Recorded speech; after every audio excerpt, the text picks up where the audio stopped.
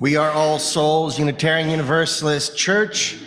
I'm the Reverend Ron Phares. My pronouns are he, him. Just a quick addendum to last week. You may notice that this is a little bit spread out. It was felt that this created a little bit of a monolith and a little bit of a barrier between us and you. And so we made some adjustments. I'm going to make another one right now. Okay. And we're ready.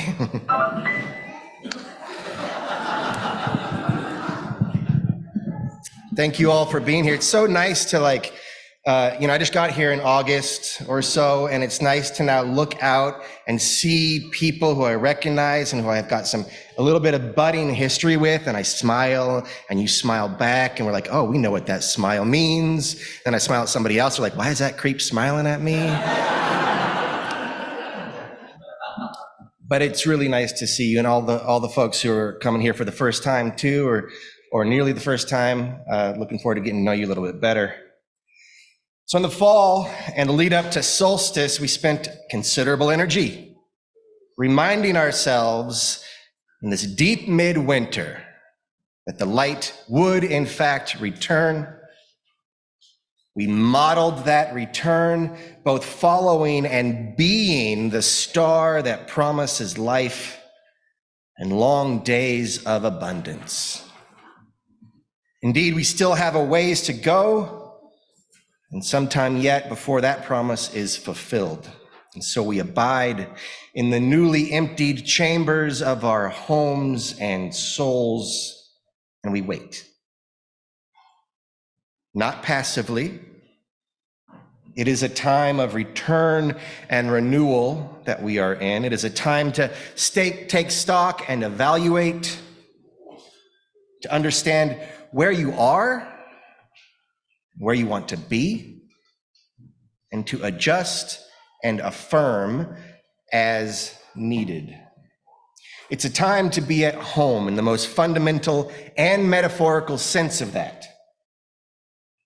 And so, to begin again, to return, to renew, may I suggest that we begin with an equally fundamental and metaphorically relevant practice: breathing. So this is the box breathing, right? Inhale, count of 4, hold, count of 4, exhale, count of 4, hold, count of 4. I'll help by counting. So let us inhale, 2, 3, 4, hold, 2, 3, 4. Exhale, 2, 3, 4, hold, 2, 3, 4. Inhale, 2, 3, 4, hold, 2, 3, 4. Exhale, 2, 3, 4. Hold, 2, 3, 4. Inhale, 2, 3, 4. Hold, 2, 3, 4. Exhale, 2, 3, 4. Hold, 2, 3, 4. Big inhale, audible ah.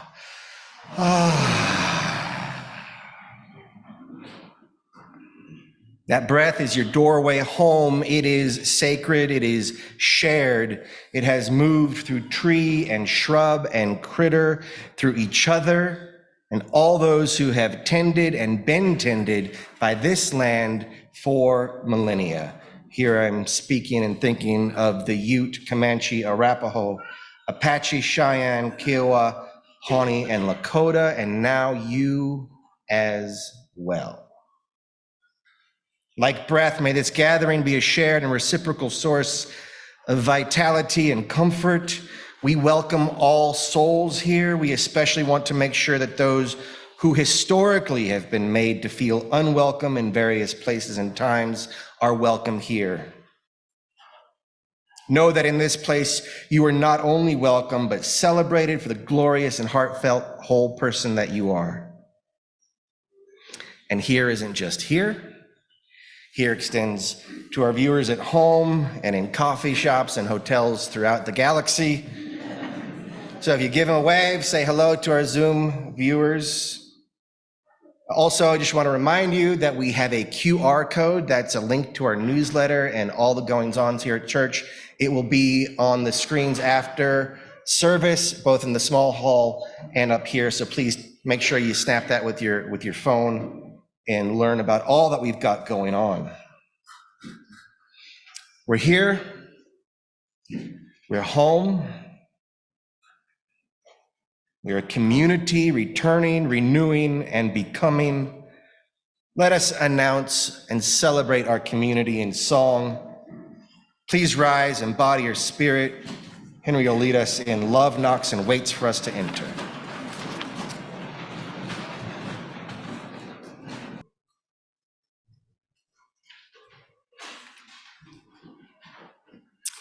You may remember that the last time I did one of these reflections, I mentioned my regrettable 20s.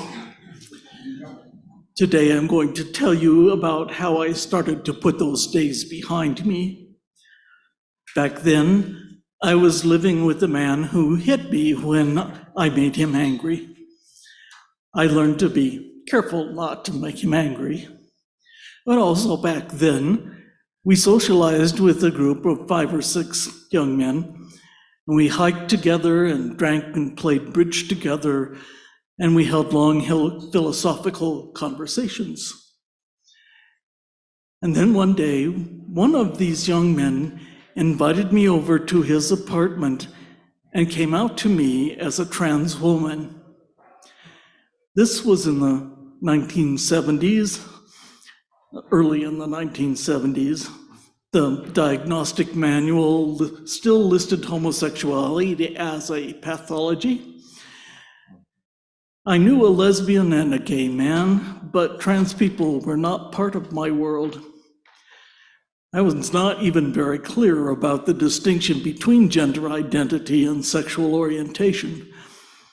I did understand, though, the kind of pain my friend must be in to make this choice and the courage it took. Not long after she came out to me, my friend came out to the rest of the group. She was hoping these men would accept her as a woman and maintain their friendships on that basis. That did not happen. The man I was living with was particularly vehement that he would never accept her as a woman. Understanding that he could not see past the gender issue to maintain a friendship led me to understand that he couldn't see me through my gender either. And that was the nudge I needed to leave an abusive relationship. They tell women leaving abusive men to make a plan. Have a safe place to go, have money saved in your own name. I had not heard any of this good advice, and my whole plan was to drive over to my trans friend's place and throw myself on her mercy. She was a good friend, and she took me in, probably because she knew what kind of shape I was in. Leaving that man, as I remember it, was the scariest thing I've ever done. There was a real possibility he would come after me or my friend with a gun. But he did not, and my friend and I, over the next few months, helped give each other the courage we needed to make some scary changes. Call for the offering. Every week we take time to practice generosity with each other, and the money we take in, it helps, but it's not what keeps the doors open. But it's a spiritual practice that helps us move on from a culture of scarcity. And so instructions for giving will be on the screen and in the chat. I want you all to turn to someone sitting next to you, and on Zoom you can write it in the chat and say, "Thank you for your generosity."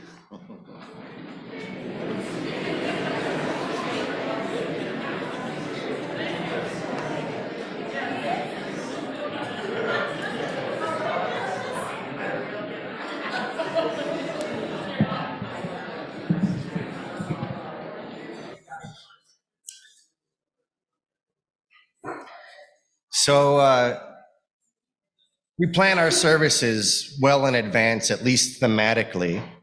And so for a long time, this service was to be the good cop or the bad cop of a good cop, bad cop routine, with next week being the good cop. There's going to be a little bit of Unitarian Universalist fire and brimstone, and I know some of you bristle at that, but also I know that some of you eat it up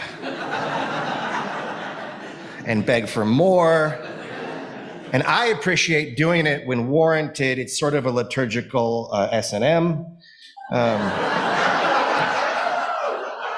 It's a legitimate spiritual kink for consenting adults, okay? But before I go too far down that very tempting rabbit hole, a couple of things happened on the way to the congregation. As I reread the service after the startup had started, I realized that I may have been preaching to a different congregation. I may have been preaching from my pain, which is not great. And I realized you all may, and I am certainly still in some form and various intensities of trauma response and processing from the past couple of weeks. And I just didn't really have the heart to bring the heat.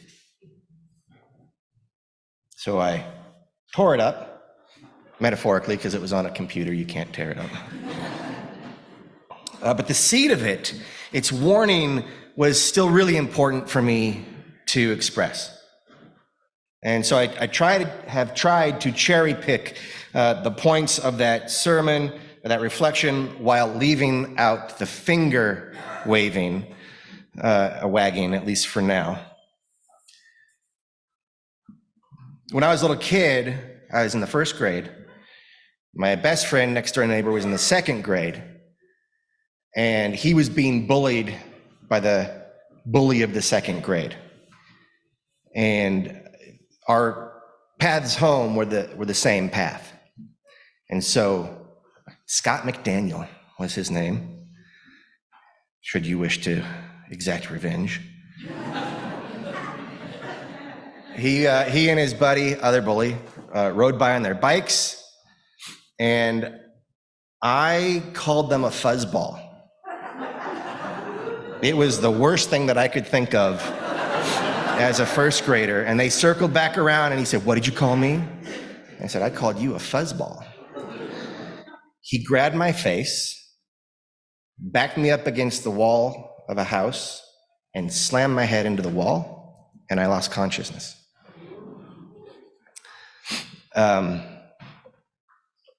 Years later, different characters, new story. This one's about my dad. My dad was a doctor and a family physician, and also served on the board at this time of the hospital that he was affiliated with, which, unlike our board, paid.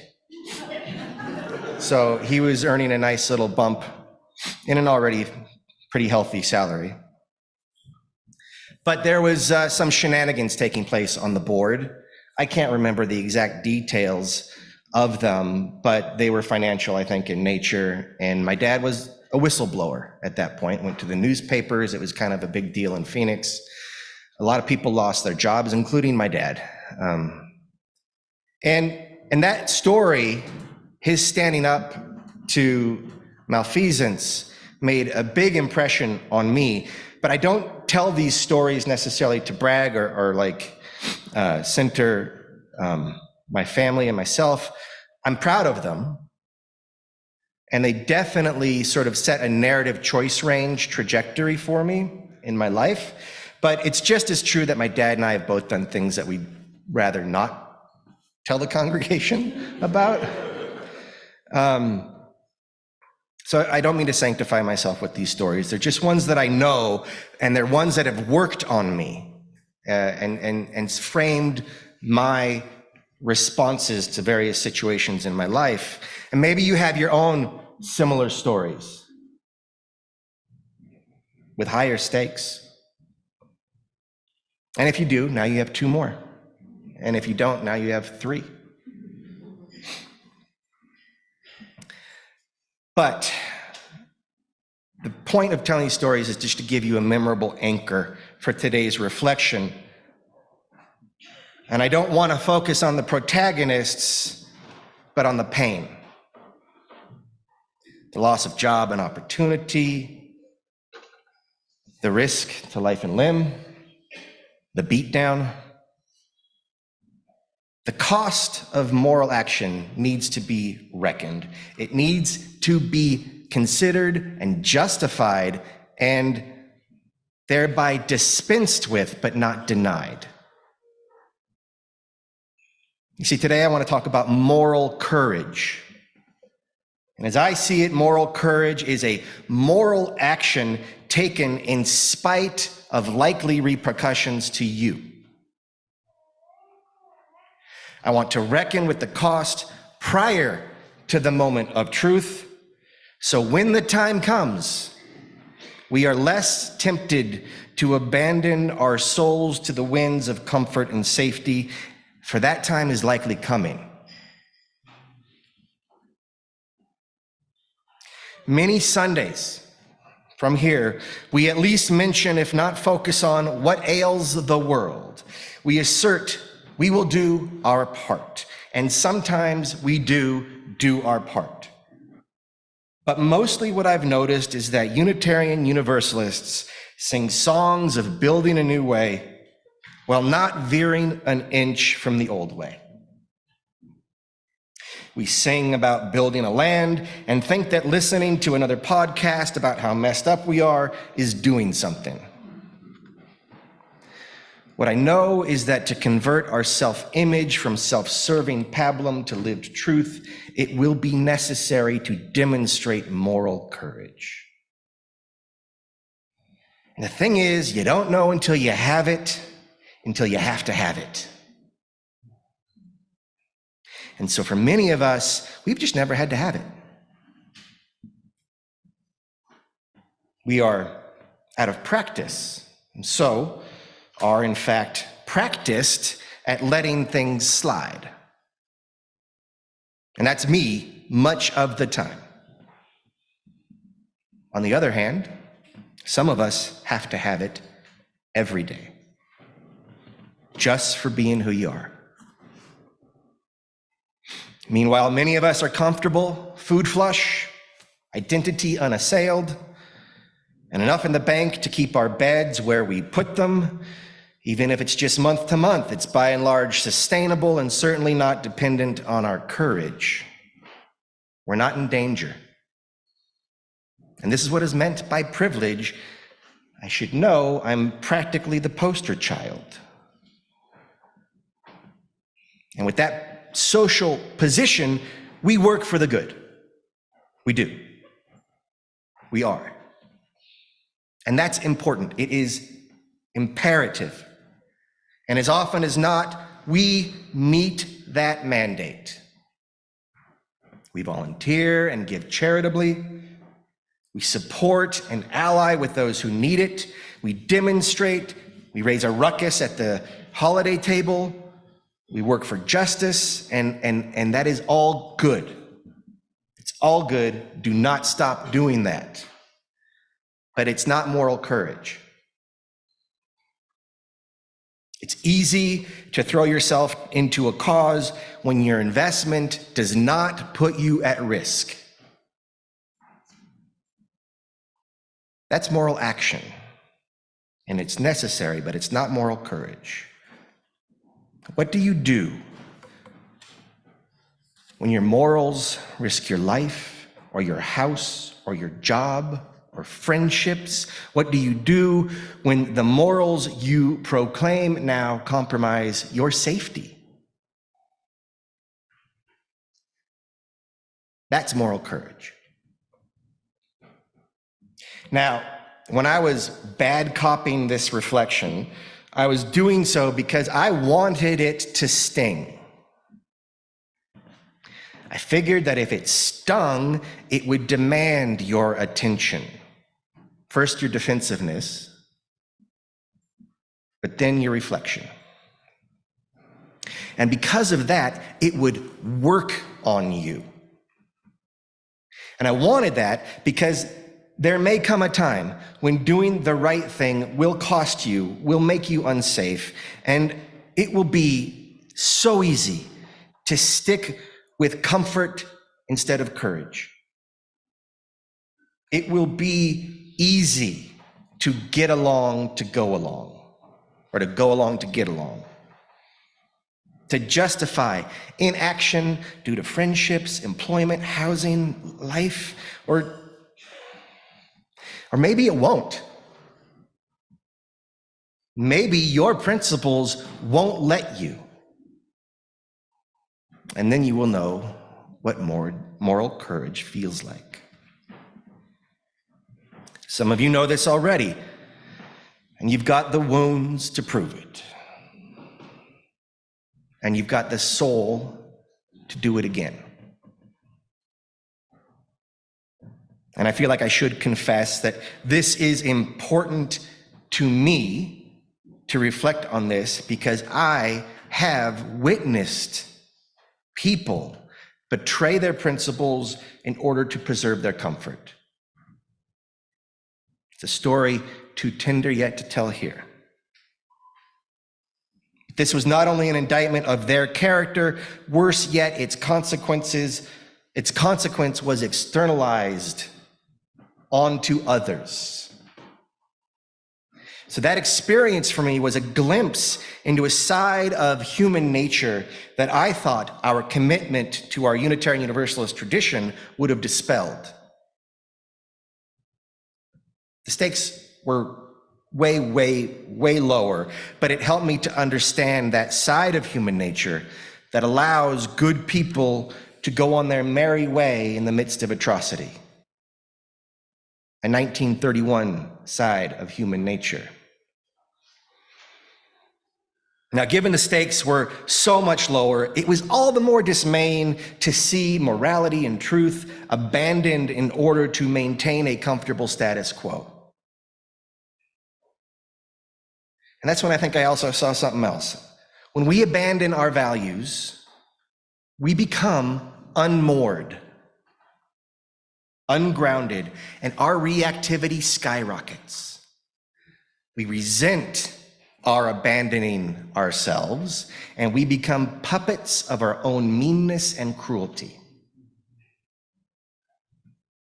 So while the cost of sticking with our values may be clear and present, the cost of abandoning them is possibly more dire.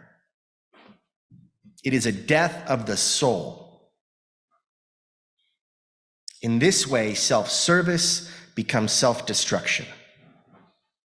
It undoes everything.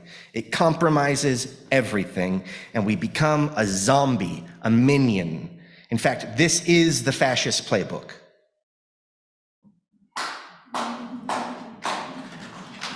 And it's not so exotic.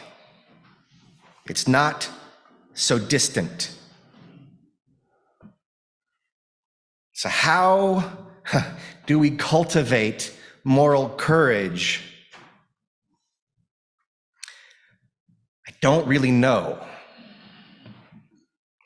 I think my answers right now are that we tell stories.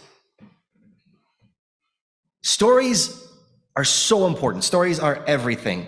It's another reflection, which I will deliver someday, but it's a pretty sure bet that crafting the narratives we inhabit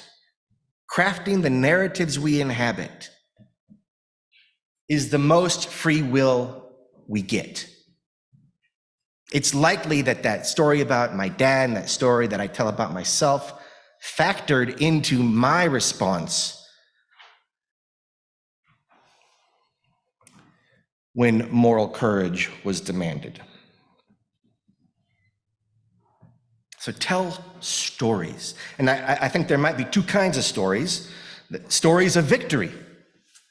Risk taken but averted. And this place has some of these. Like, this place really does have some of these stories, right?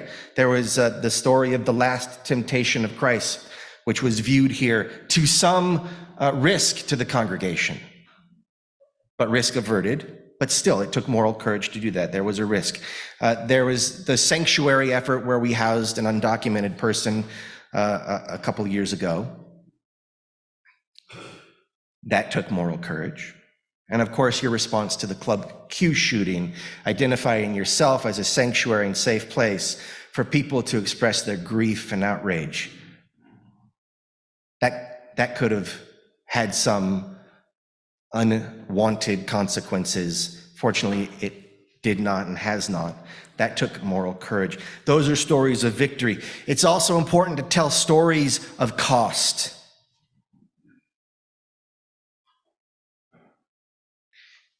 You have to tell those stories, otherwise you're just denying the cost. And I think it's just better to reckon with it, to square yourself to it, to engage with it, so to dispel it, not deny it. And I mean that in a magical way, dispel, like to not be enthralled to our fear of the consequences, to not be under its spell. So we could also practice this in small ways. We can do small things that are morally based, but do entail some costs. That's a good thing. That could even be like as small as the offering plate, right? Like, it has a little bit of a cost to you, but you do it because it's the right thing to do. That's a small practice that can build over time to moral courage. Hopefully it prepares us, and we need to prepare to reckon but not and to dispel but not deny the costs that might be coming. And we can ground in our values, deeply ground in our values, and that practice is coming here as often as you can by engaging with this congregation and each other in as many ways as you're able to, because each engagement, it also engages with the values of this place and further enforces your grounding in them. I think ultimately, we cultivate love and meaning. When you love something, truly love something, you are capable of incredible acts, feats of strength and courage. And love can be cultivated, and I think love and meaning are deeply interconnected, and so we can cultivate meaning too, and through meaning, fall in love with the world.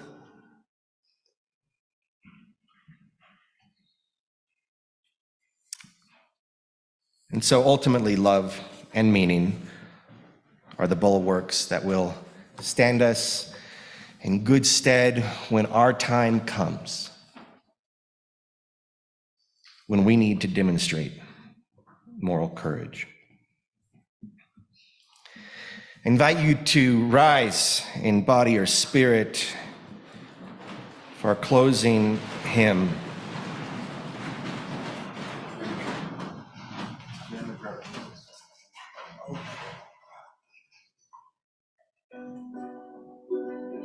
Don't go far, Jay. I don't have much to say. As we leave this place, this sacred place and time that we have built together, that we have constructed with our presence, our intention, and our values, oh man, let us tell the right stories. Tell each other the stories of when you have witnessed or been a part of an event that required moral courage, and build from there. Let's go singing.